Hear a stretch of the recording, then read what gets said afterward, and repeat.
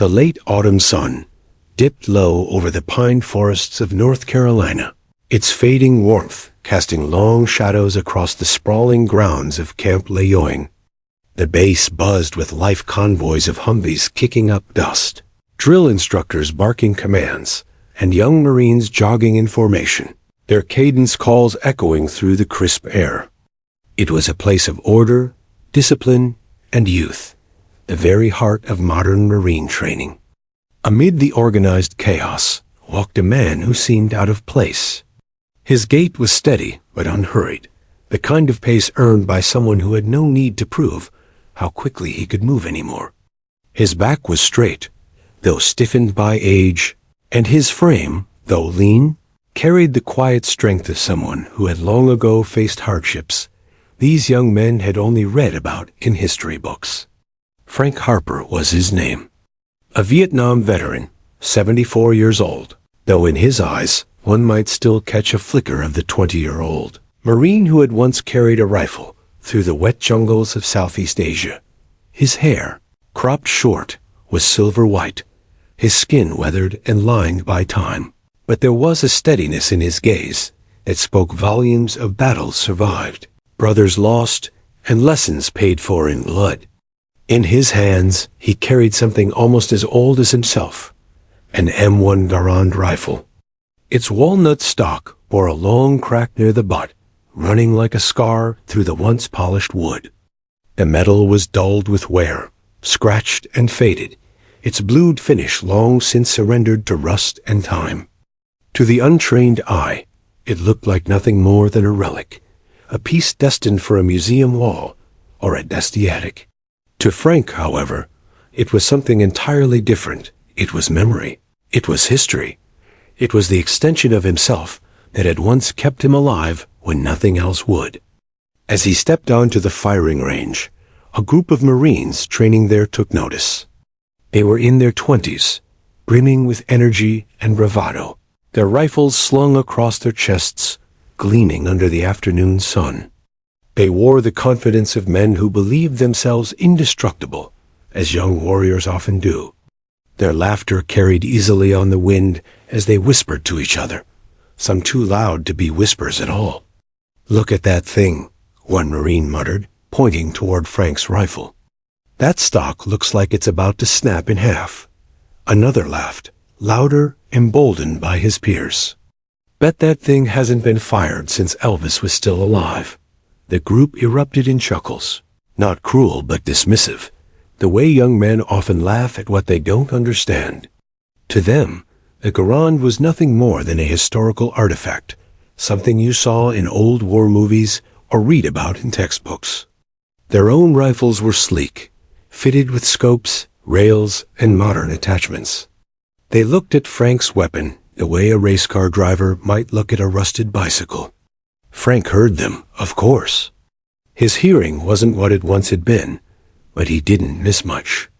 The corners of his mouth lifted in a faint, knowing smile. He had heard this kind of laughter before, in barracks long ago, when he was the young one with something to prove. He didn't take offense. Instead, he let it roll off him like rain on old boots. The sergeant overseeing the group, a barrel-chested man in his 40s, approached Frank, his expression respectful, but edged with curiosity. "Afternoon, sir," he said, nodding toward the rifle. "That's one hell of a piece you've got there." Frank returned the nod, his grip firm on the weapon. "She's been with me a long time," he said simply. His voice was gravelly, shaped by years of cigarettes, hard living, and long conversations shouted over helicopter blades. The sergeant studied the Garand, his brow furrowing slightly as he noticed the wear. He knew enough history to understand what it was, and perhaps he sensed that the man holding it was more than just another visitor. Still, the smirks and muffled chuckles from the younger Marines continued. "Permission to speak freely, sir?" One bold Marine called out, unable to contain himself. The sergeant shot him a warning glance, but Frank raised a hand, granting it. "Go ahead, son." The Marine grinned, his confidence radiating. "With all due respect, That thing looks like it belongs in a museum. You sure it even fires? The group laughed again, a chorus of youthful voices that carried across the range. Frank met the Marine's gaze steadily, unshaken. For a moment, silence stretched between them, the laughter dying down just enough for the veteran's words to cut through. She fires, Frank said softly, but firmly. She fires truer than you might think. The Marine blinked, caught off guard by the calm certainty in Frank's voice. Something about the way the old man spoke measured, quiet, without boast or anger carried more weight than 100 shouted arguments. The sergeant cleared his throat, looking between the veteran and his men. "All right, enough chatter," he barked. "Let's get set for the next round." But the mood had shifted. The young Marines still chuckled among themselves, but there was an undercurrent of curiosity now. Who was this old man, walking into their world with a relic of a weapon, unshaken by their jabs? Frank walked slowly to a bench near the edge of the range, lowering himself carefully to sit. He rested the garand across his lap, running a hand along the cracked stock. To others, it was broken. To him, the scar in the wood was no different than the scars on his own body, marks of survival, proof of battles endured. He could feel the weight of eyes on him. The Marines weren't done with their jokes, not yet, but there was something in the air, a challenge unspoken, a story waiting to unfold. Frank didn't mind. He had been patient all his life, and if the day called for a lesson, he was willing to teach it. As the sun dipped lower, painting the sky in streaks of orange and gold, the firing range echoed with the sharp cracks of rifles. The young Marines took their shots, hitting targets with confidence, calling out their scores with pride. Yet, every so often, their eyes drifted back to the old veteran and his battered garand. He sat quietly, watching, waiting. They laughed again when the rifle slipped slightly as he shifted his weight, but he only smiled, as though he knew something they did not. In truth, he did. He knew that rifles, like men, were often judged too quickly by appearance. And he knew that laughter always faded when reality struck. The moment was coming. He could feel it. And when it came, it would silence them all. The crack of rifles echoed across the Camp Lejeune firing range as the younger Marines ran through their drills. Brass casings clinked against the gravel, the sharp smell of gunpowder lingering in the crisp autumn air. Targets in the distance swayed slightly, pocked with fresh holes from steady bursts of well-practiced fire. To the recruits, it was just another day of proving themselves, another set of scores to brag about, another chance to show who was the best shot. Their laughter rang louder than the reports of their rifles, each joke bouncing off the range walls with youthful arrogance. Frank Harper sat quietly on the bench near the edge of the line, his garand across his knees, listening to their voices. He had been in their shoes once, young, cocky, convinced he had all the answers.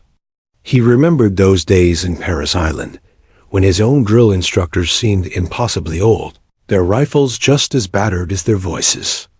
Back then, he hadn't understood that the cracks in their gear and in their skin told stories deeper than any lesson plan.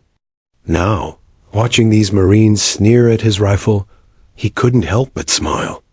Some lessons, he knew, could never be taught in classrooms.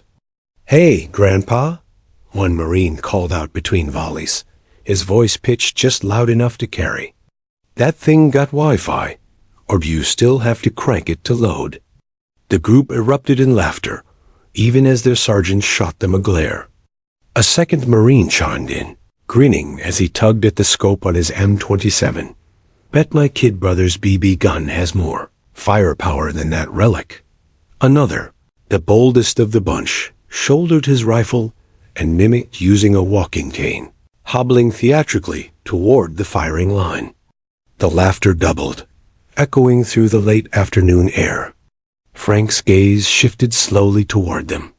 His eyes, pale blue and sharp despite the years, settled on the Marine pretending to hobble.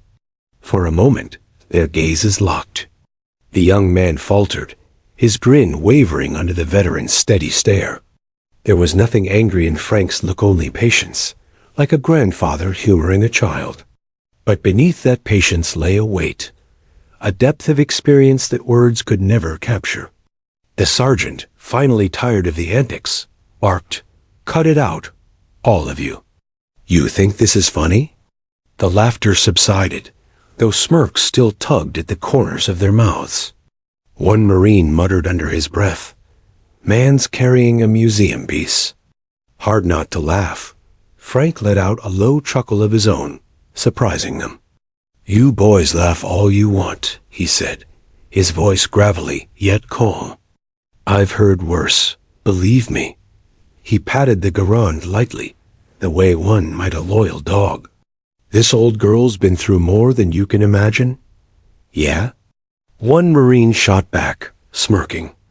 "Like what, chasing squirrels?" The others chuckled again, but this time it was less certain. The sergeant's jaw tightened, his eyes narrowing. He wanted to intervene, but something in Frank's composure kept him silent. Frank leaned back slightly, his smile lingering. "She kept me alive when nothing else would.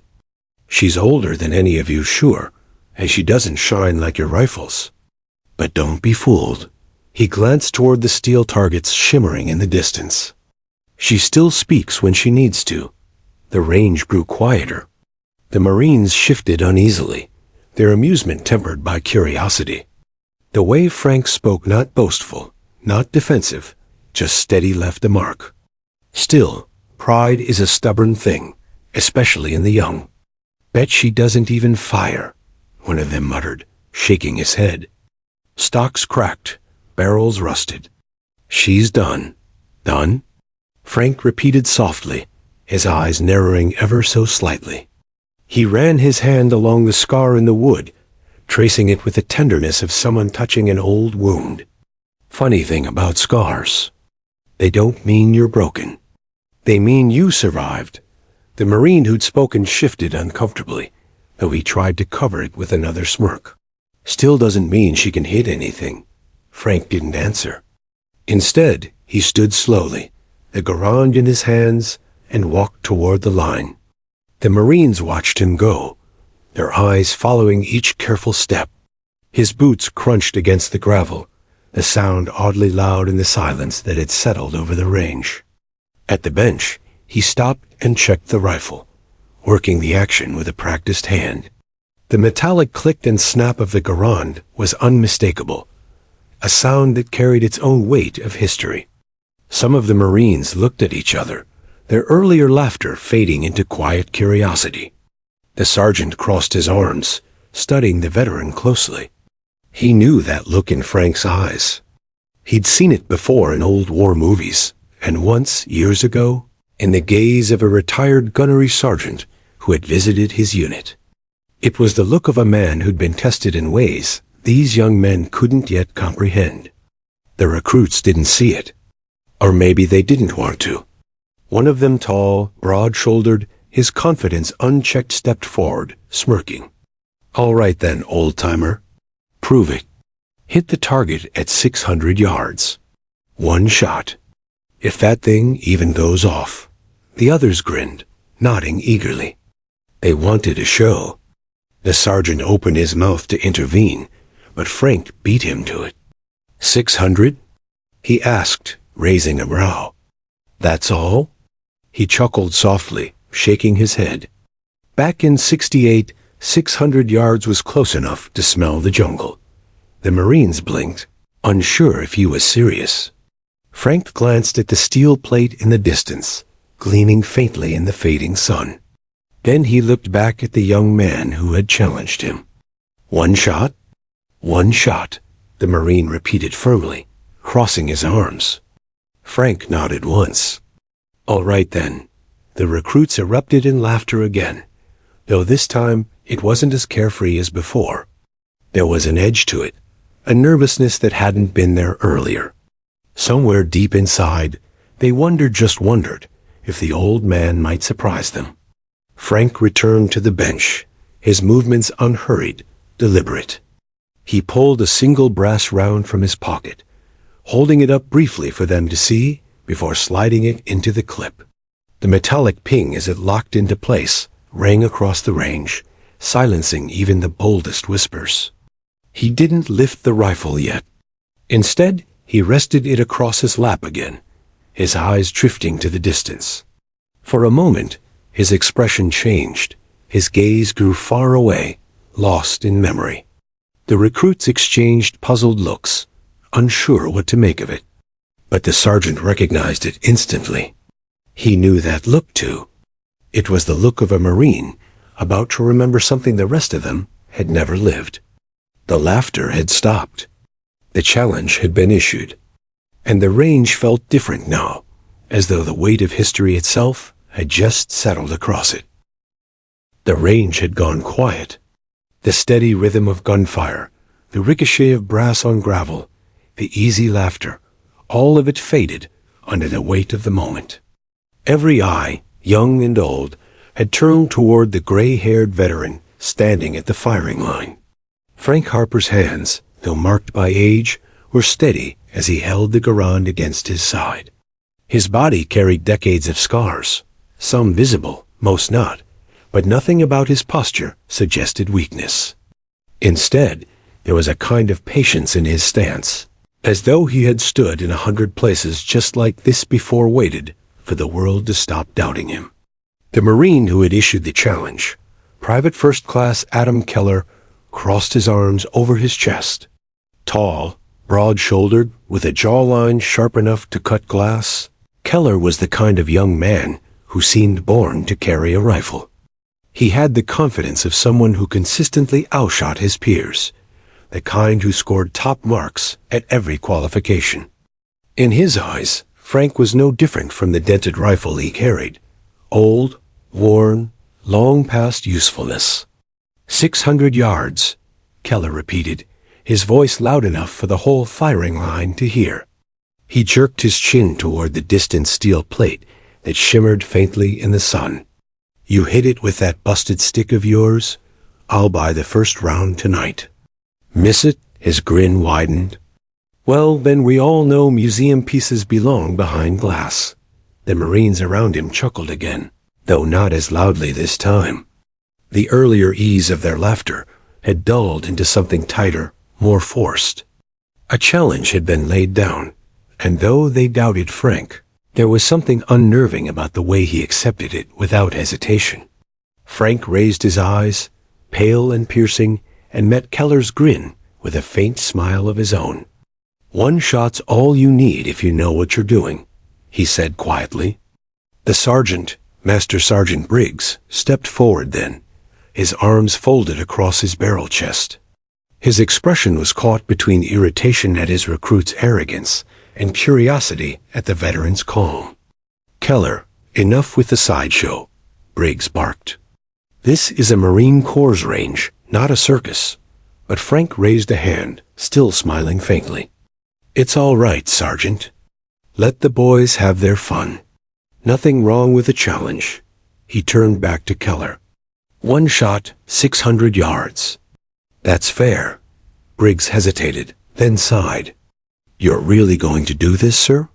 Frank's gaze lingered on the target, shimmering in the distance. I've done harder things. Briggs studied him for a moment, then gave a short nod. All right. Your call. Keller's grin widened as he stepped to the side, making room at the line. Show us how it's done, old man. Frank didn't move right away. Instead, he lowered himself slowly onto one knee by the bench and carefully pulled a single round from his pocket. It gleamed faintly in the dying light, brass polished to a shine. He had prepared it before coming here, not because he expected to be tested, but because he believed in honoring the tools of survival. The metallic ping as the round locked into the clip cut through the air like a bell. Every Marine present turned their eyes toward it. The sound was iconic, unmistakable, a relic of a different era. Some of the younger men shifted uneasily, suddenly aware that the museum piece in Frank's hands was no toy. As he rose, Frank let his fingers trail along the cracked stock. It felt familiar, natural, as though his hand had never left it in all the years since Vietnam. He stepped forward to the firing line, his boots crunching against gravel, and for a moment the whole world seemed to pause. The other Marines, once smirking and laughing, fell into silence. They leaned on their rifles, arms crossed, eyes narrowing. They weren't laughing anymore, but their pride still kept their doubts alive. Keller leaned in close to his buddy, whispering, "Watch this." "He'll miss by a mile." Frank heard it. He heard all of it. And still, he smiled. He lowered himself into a stable stance, steadying the Garand against his shoulder. His breath came slow, controlled, his posture that of a man who had fired a rifle 10,000 times in circumstances far harsher than this one. His cheek rested against the worn wood, his eye aligned with the sights. And then, without warning, his mind began to drift. For a brief moment, the range melted away. The air thickened with humidity. The smell of pine was replaced by the stench of wet jungle earth. The steel plate in the distance blurred into the image of an enemy soldier moving through the brush. The voices of laughing Marines dissolved into the whispers of his squadmates, young men who never lived past 19. Frank blinked hard, returning to the present. His heart beat steady, but his hands did not tremble. He wasn't in Vietnam anymore. But the rifle didn't care. The rifle was timeless. "Take your shot, old man," Keller called out, impatient. "We're waiting." Frank didn't answer. His focus had narrowed to a single point, the target. The world around him was irrelevant.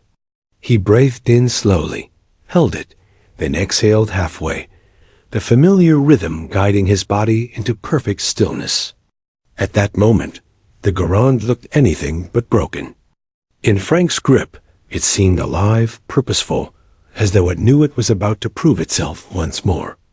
"Any time, sir," Briggs said softly, though his tone carried no mockery, only respect. Frank's finger curled lightly around the trigger. The Marines leaned forward, anticipation etched across their faces. Some grinned, waiting for failure. Others bit their lips, secretly hoping to see something remarkable. Keller folded his arms and smirked, certain of the outcome. But Frank wasn't thinking of them. He wasn't thinking of winning or losing, proving or failing. He was thinking only of the fundamentals, the things that had kept him alive when everything else tried to take him down. Sight picture, breathing, trigger squeeze. He exhaled again, his eyes fixed on the steel plate 600 yards away. The range held its breath. And then, with a slow, steady pull, Frank squeezed the trigger. The Garand stock pressed into Frank Harper's shoulder, the familiar weight anchoring him in place. His cheek rested against the worn wood, his eye aligned with the iron sights. 600 yards ahead, the steel target gleamed faintly under the dying sun. But in Frank's mind, it wasn't steel. It wasn't even there. The moment he drew his breath and steadied his aim, the firing range dissolved. The air thickened with humidity, heavy and oppressive. The faint pine scent of North Carolina was gone, replaced by the rot of wet jungle earth and the pungent stench of gun oil. The sharp crack of rifle fire still echoed, but it wasn't practice, it was chaos. Sudden bursts erupting from hidden tree lines, muzzle flashes cutting through the undergrowth. For a second, Frank was 19 again. He crouched low in the mud, his helmet tilted forward, sweat stinging his eyes. His squad moved around him, Hernandez, Doc Miller, Thompson, faces he hadn't seen in decades, but could recall as though they were beside him still. Their voices overlapped, frantic yet steady in the way only trained Marines could manage under fire. "Contact left. 10 o'clock. Keep your heads down. Corpsman. We need a corpsman." Frank could hear it all, layered over the present moment like a ghostly echo. He could feel it, 2, the trembling earth under the artillery blasts, the sting of shrapnel against his forearm, the weight of fear pressing down on his chest. And through it all, the Garand, his lifeline, his answer to the madness. Back on the range, the young Marines shifted impatiently, watching him. To them, it looked like the old man was hesitating. Keller smirked, confident the veteran was about to choke. But Frank wasn't hesitating. He was remembering. "Frank, on your right." Thompson's voice rang clear in his memory. Frank swung the Garand up, sighting down the line. A figure moved through the jungle enemy, rifle raised. No time to think, no room for error.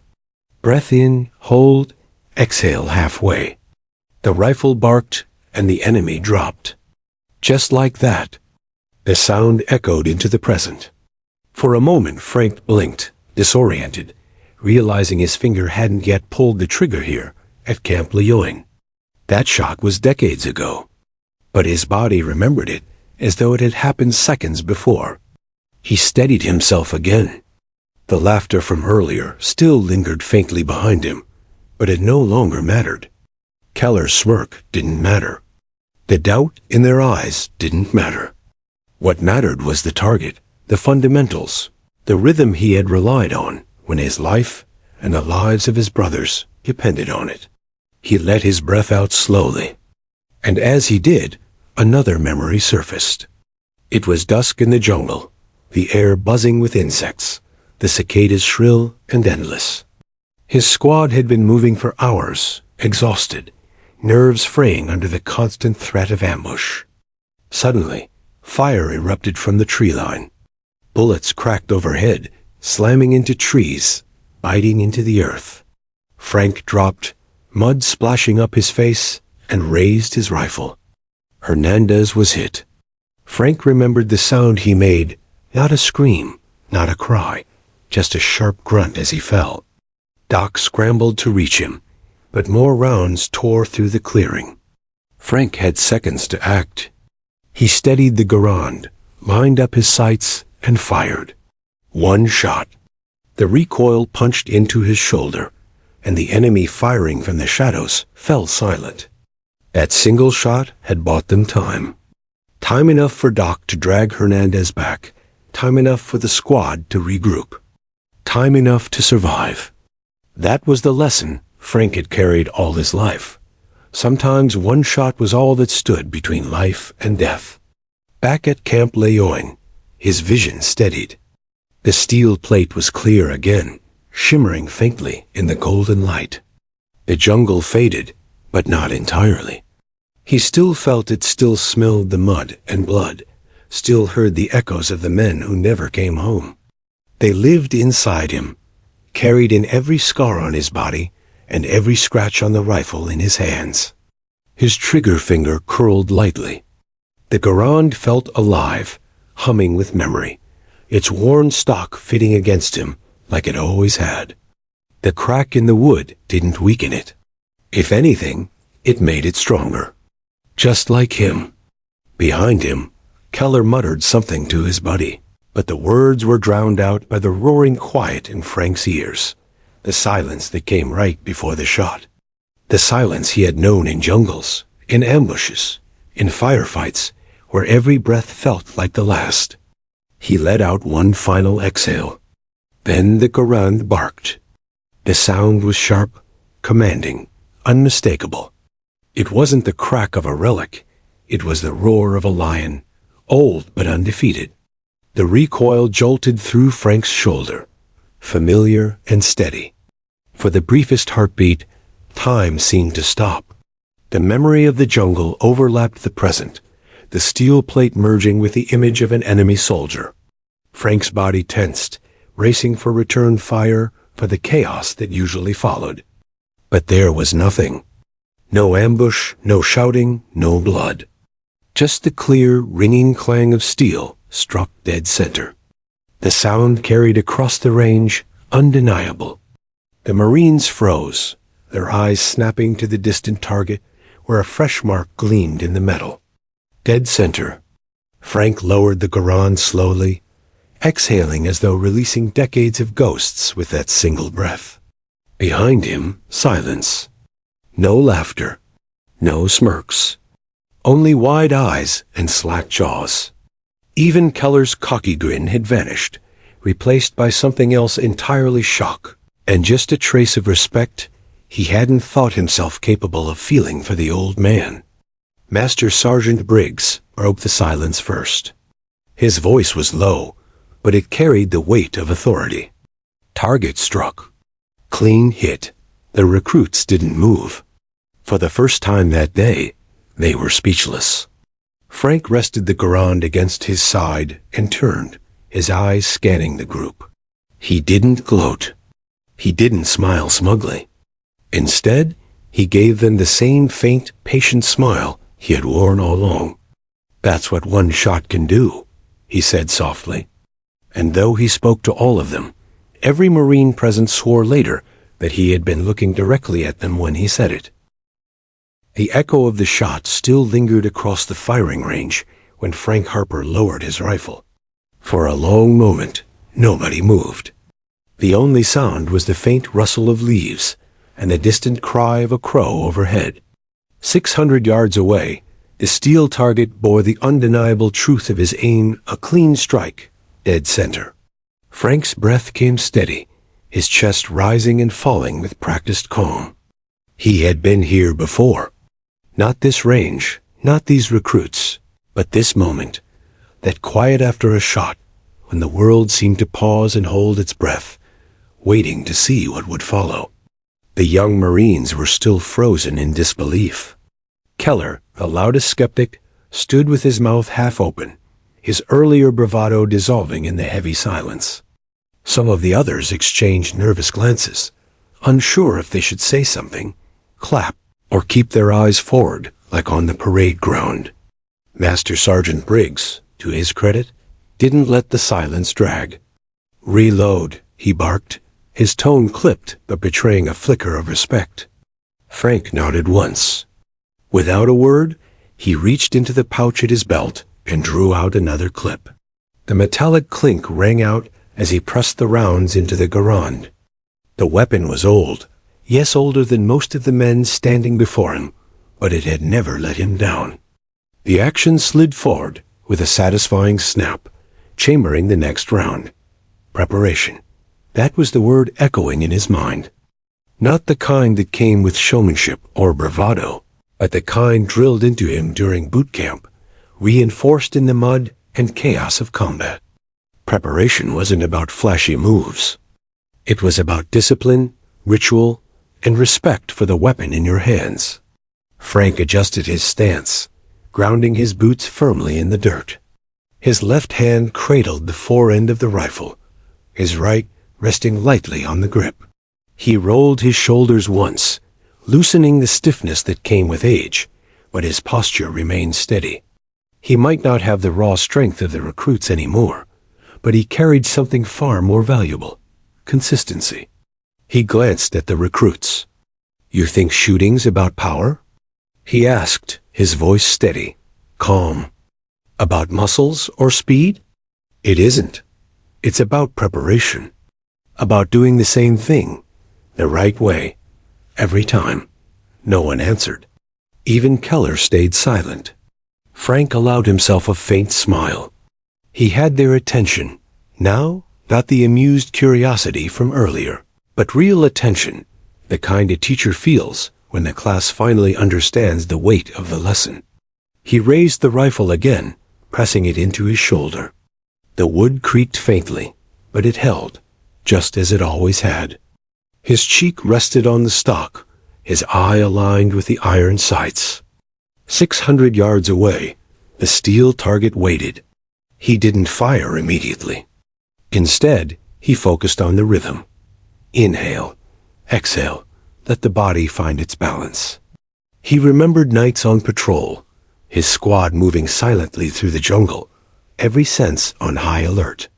Preparation had been the difference between life and death then. A loose strap, a clumsy step, a careless word, any of it could give them away. Preparation was what kept them alive long enough to see the sunrise. Back on the range, Frank applied the same principle. He adjusted his elbow, shifting it slightly inward. He relaxed the muscles in his hands, ensuring he wasn't gripping the rifle too tightly. These small adjustments, invisible to the recruits, were everything. They were the habits of a man who had lived long enough to understand that precision wasn't luck, it was earned through repetition. Every shot, Frank murmured, mostly to himself, deserves respect. The words hung in the air, carried on the quiet authority of someone who had lived them. Behind him, Keller shuffled, finally finding his voice. "You got lucky," he muttered, though even he didn't sound convinced. Master Sergeant Briggs shot him a glare sharp enough to cut steel. "Quiet, recruit." Frank didn't react. He didn't need to. Luck had nothing to do with it, and deep down, Keller knew it. He closed his left eye, his right fixed firmly on the target. The world around him narrowed until there was only the sight, the steel plate, and the steady rhythm of his breathing. In this tunnel of focus, the chatter, the laughter, even the weight of years on his shoulders, all of it fell away. He remembered how he had been taught. Breathe, relax, squeeze, don't pull. Trust the fundamentals. The fundamentals never failed, no matter the weapon, no matter the battlefield. Another inhale. Another exhale. Frank held the rifle steady, but didn't fire. Not yet. He wasn't here to show off. He was here to teach, whether the young Marines realized it or not. And teaching meant patience. He let the rifle drop slightly, lowering it from his shoulder. Turning his head, he looked at the recruits directly. "You saw that first shot," he said quietly. "But what you didn't see was the preparation. The way I set my stance, the way I let my breathing do half the work. Shooting isn't magic. It isn't luck. It's about being ready when the moment comes." A murmur ran through the group. Some nodded subtly, others frowned, still processing. Even Keller seemed unsure of himself now, his earlier arrogance slipping through his fingers. Briggs crossed his arms, watching carefully. He'd seen plenty of veterans speak to recruits before, but there was something different in the way Frank carried himself. There was no bluster, no chest beating. Just calm certainty, honed by years of survival. Frank raised the rifle again, repeating the process. Load, stance, shoulder, sight, breathe. Each movement was deliberate, almost ritualistic. It wasn't just preparation for a shot, it was a demonstration of control, the kind of control that could turn chaos into order. He let the silence stretch, forcing the recruits to watch every detail. He wanted them to understand that what looked like hesitation was actually discipline, that what they thought was slowness was actually precision. And slowly, they began to see it. The smirks were gone now, replaced by furrowed brows and narrowed eyes. The recruits leaned forward slightly, unconsciously mirroring his posture, studying the way his hands moved, the way his breath timed with the rise and fall of the rifle. Frank didn't fire. Not yet. That would come later. For now, the lesson was in the preparation, the unglamorous part that separated the amateurs from the professionals. He lowered the rifle again and rested it against his leg. "If you take nothing else from today," he said softly, "remember this. The shot doesn't matter if you don't prepare for it. Out there, preparation is survival." The words struck deeper than he expected. He saw it in their eyes, the way some of them straightened their backs, the way others pressed their lips together in thought. Briggs gave a small nod. He didn't say anything, but Frank caught the flicker of approval in his expression. For Frank, it wasn't about proving himself anymore. It hadn't been for decades. It was about leaving something behind, passing down the lessons bought in blood, ensuring the next generation understood that behind every perfect shot was hours, days, years of preparation. As the sun dipped lower, casting long shadows across the range, Frank knew he had their attention now, and he intended to make the most of it. The sun had dipped lower now, casting streaks of gold across the range. The shadows stretched long, crawling over the dirt as though time itself were slowing down, waiting for something to happen. The recruits stood in rigid silence, their earlier laughter gone, their skepticism buried beneath anticipation. Every eye was on Frank Harper. The old veteran shifted slightly, rolling his shoulders back, steadying his stance. His body wasn't what it used to be. His knees ached. His back stiffened when he held a pose too long, but none of that mattered now. The garand was in his hands, its weight balanced perfectly, as though it belonged there and nowhere else. The range stretched ahead, 600 yards of air, distance, and doubt. At the far end, the steel target waited silent, unyielding, daring him. Frank closed his eyes for a moment. In the darkness behind his lids, the world shifted again. The pine trees blurred into thick jungle vines. The cries of distant birds turned into the rattle of gunfire. He heard the voices of his squad Hernandez, Doc, Thompson calling out, warning, urging. And always the garand in his hands. "Steady, Frank," Thompson's voice echoed in his memory. "Trust your breath. Trust the rifle." He inhaled slowly, his chest rising. The air was warm, tinged with the smell of earth and cordite. For a moment, it was 1969 all over again. He was 19, his life hanging on the razor's edge of every decision, every squeeze of the trigger.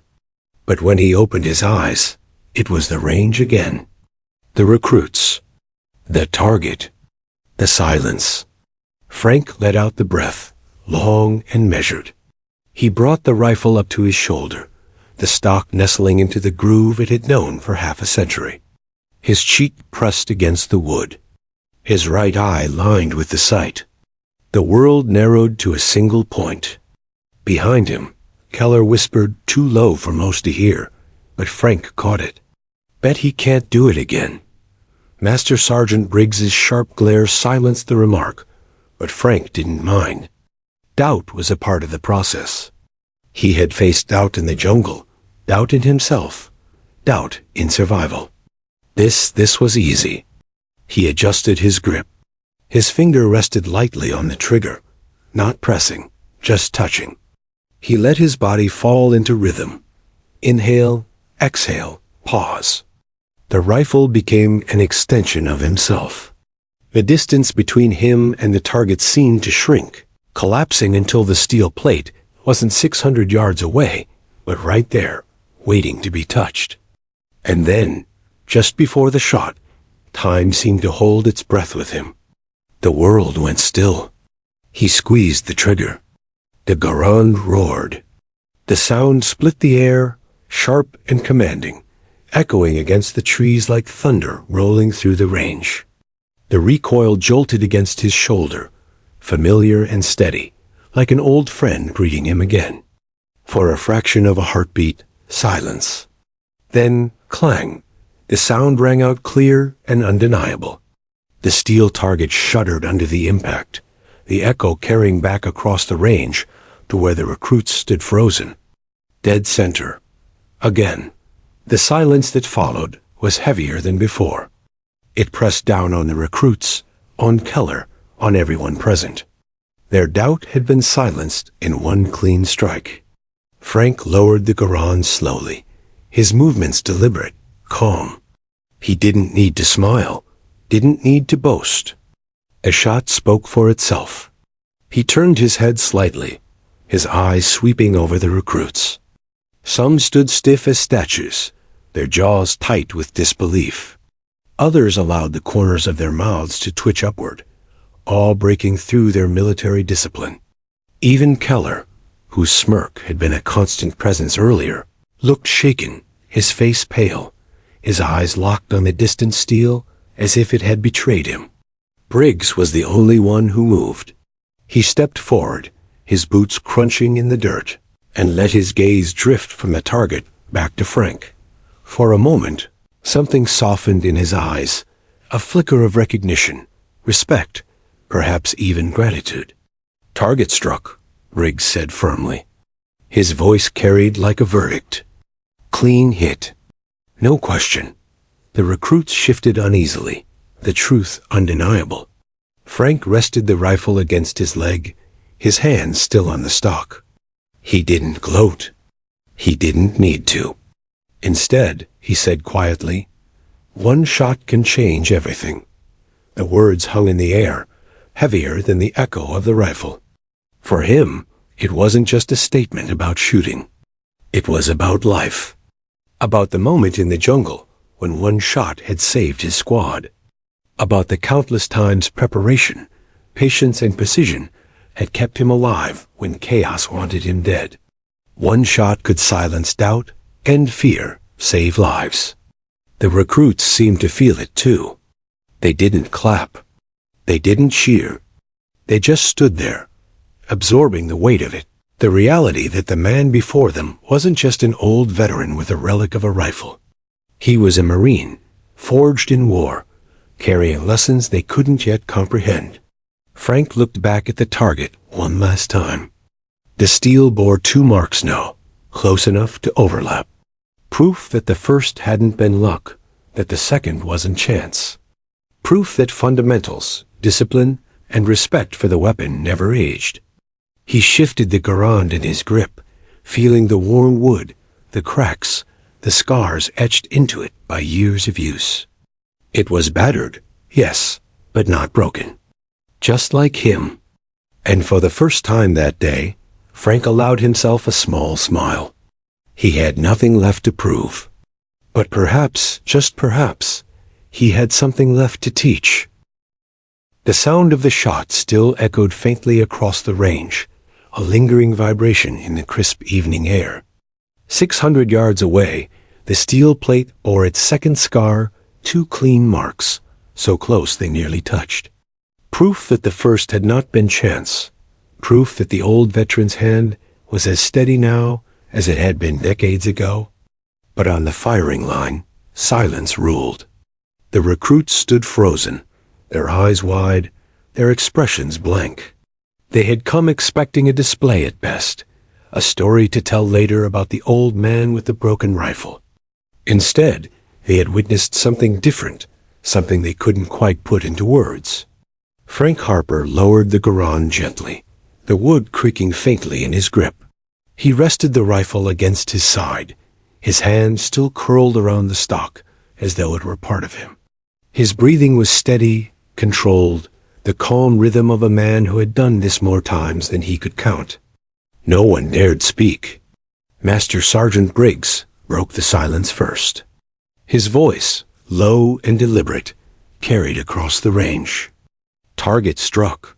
Dead center. Twice. His words snapped the recruits back into reality, but they didn't know how to react.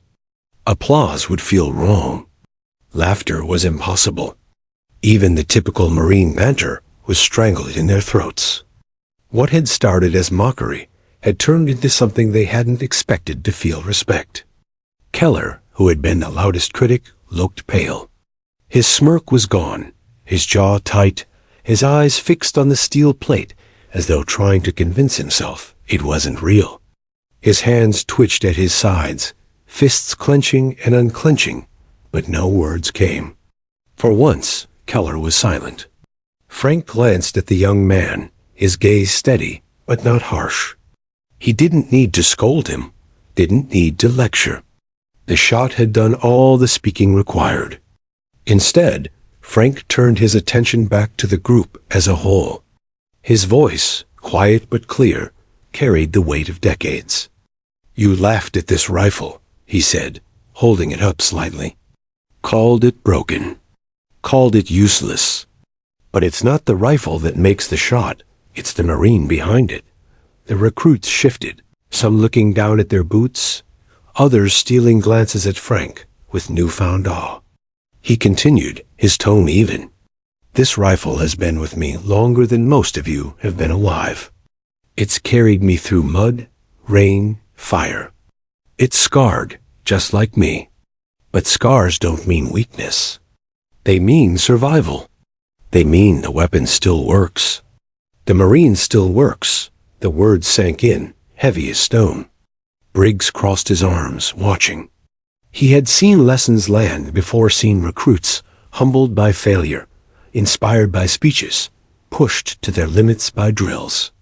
But this was different. This was a lesson wrapped in silence, delivered with no theatrics, just truth. One of the younger recruits, a lanky kid with freckles, finally broke the stillness. His voice cracked slightly as he asked, "Sir, how did you do that? Both times?" Frank looked at him, his expression softening. "Discipline," he said simply. "And respect.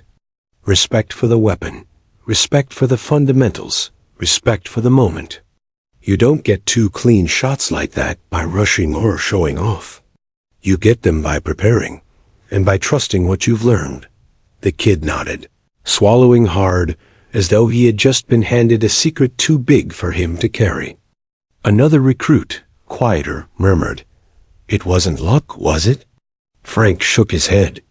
"No, luck fades. Preparation lasts." The silence that followed wasn't awkward now, it was reverent. The recruits weren't staring at an old man anymore. They were staring at a Marine who had lived through what they could only imagine, who had carried lessons from war into peace, and who had shown them, with 2 flawless shots, what discipline truly meant. Even Keller couldn't hold back forever. He cleared his throat, his voice low, stripped of arrogance. I was wrong," he admitted, the words barely audible. Briggs arched an eyebrow, clearly satisfied to hear the admission, but Frank didn't gloat. He simply nodded once. "We've all been wrong before," he said calmly. "What matters is what you do after you realize it." That line landed harder than any rebuke could have. Keller lowered his gaze, his cheeks flushed, but there was no defiance left in him. Only humility. Frank rested the garand across both hands now, almost cradling it. He looked at the recruits, one by one, his eyes steady. Respect isn't just for people. It's for the tools you're given, the training you receive, the chances you get. You think this rifle looks broken? Maybe it does. But broken things can still serve. Broken things can still fight. And sometimes... He glanced at the steel target. Broken things can still hit the mark. The recruit stood straighter, absorbing every word. Their earlier amusement had been replaced by something deeper understanding. Briggs gave a sharp nod. "Lesson received?" he said firmly. Then, after a pause, he added, "And not just by the recruits." Frank allowed himself a small smile, faint but genuine. He hadn't come here for applause or recognition. He had come because he was asked, because maybe, just maybe, he could leave something behind that would last longer than a day at the range. The sun dipped lower, the shadows lengthening. The air was heavy, but it wasn't uncomfortable anymore. The silence that lingered now was filled with respect, a quiet acknowledgement of what they had witnessed. For the recruits, the moment would linger in their memories, long after training, long after deployment. They would tell the story of the old veteran with the broken rifle who hit the mark twice, dead center, and taught them a lesson they hadn't expected to learn. And for Frank, it was enough. He looked at the garand, its wood scarred, its metal worn, and he thought of the men who had once fought beside him, men who hadn't lived to see their hair turn gray. The silence around him now felt like their silence, too a moment of honor for all of them. Frank Harper had silenced the laughter, but more importantly, he had earned their respect. And in that respect, he found a measure of peace.